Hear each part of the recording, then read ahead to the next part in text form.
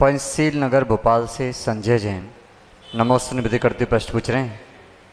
जिस प्रकार कुटुंब को पीढ़ी दर पीढ़ी सूतक एवं पातक का दोष लगता है, सूतक पातक के दिनों में कुटुंब के लोग मंदिर जी क्रियाओं में स्वयं दूर हो जाते हैं, ऐसा ही दोष विधवा विवाह जैनेतर समाज में लड़की देना या लेना में लगता है क्या?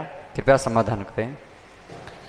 देखिए, आगम की अपनी अपनी मर्यादाएं हैं, उन मर्यादा के अनुरूप क्रियाएं करना चाहिए।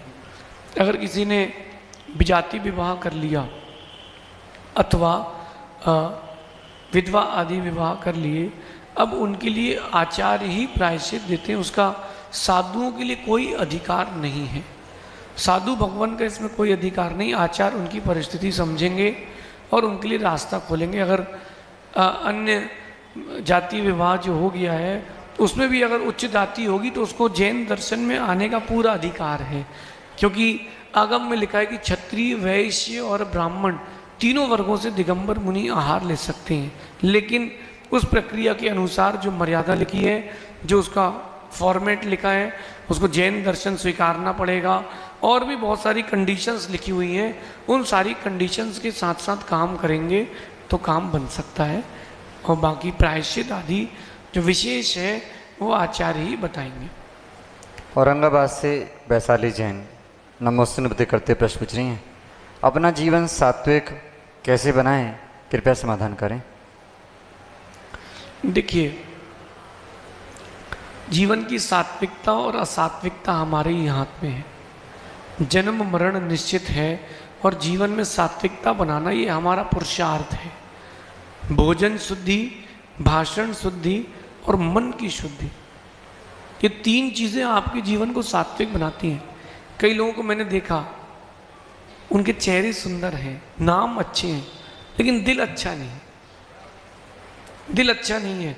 ऐसा व्यक्ति चाहे 10 लक्षण के 10 उपवास कर ले, जीवन भर स्वाध्याय कर ले, जितने आगम है सब रट ले, फिर भी ऐसा व्यक्ति सात्विकता के स्थान को प्राप्त नहीं हो सकता। सात्विकता केवल भोजन की शुद्धि को सात्विकता नहीं कहा जाता। सात्विकता आपकी वचन, आपका भोजन और आपका भाषण तीनों को लेकर के ली जाएगी। अगर कोई आपसे सही पक्ष की बात रखने कह रहा है और आप नहीं रखते हो तो भी आपकी सात्विकता नहीं गिनी जाएगी। अगर कोई आप किसी के प्रति शब्दों की संप्रेषण अच्छा नहीं करते, अपशब्द आदि करते हैं, प्रयोग करते हैं, तो भी वो व्यक्ति सात्विक नहीं है। तीसरी बात, जो भोजन, आपका भोजन सात्विकता में बहुत महत्वपूर्ण स्थान रखता है। गद्दी पर जो बैठ करके प्रवचन करता हो, उसको भोजन, भाषण और हृदय तीनों को सात्विक रखना चाहिए। अगर इन तीनों की सात्विकता नहीं है तो नाम की वृत्ति या साधुता प्राप्त करना किसी काम की नहीं। मैंने कई लोगों को देखा, ऐसे जीवन का अनुभव है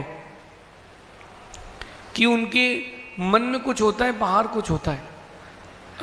जब कभी छोटा सा भी निमित्त मिल जाए तो वो अपने पूरे द्वेष को भरपूर निकालते हैं और फिर ये नहीं देखते कि वो हम किसके लिए कह रहे हैं।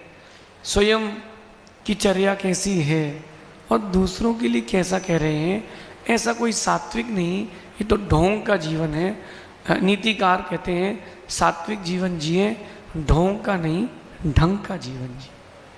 उदयपुर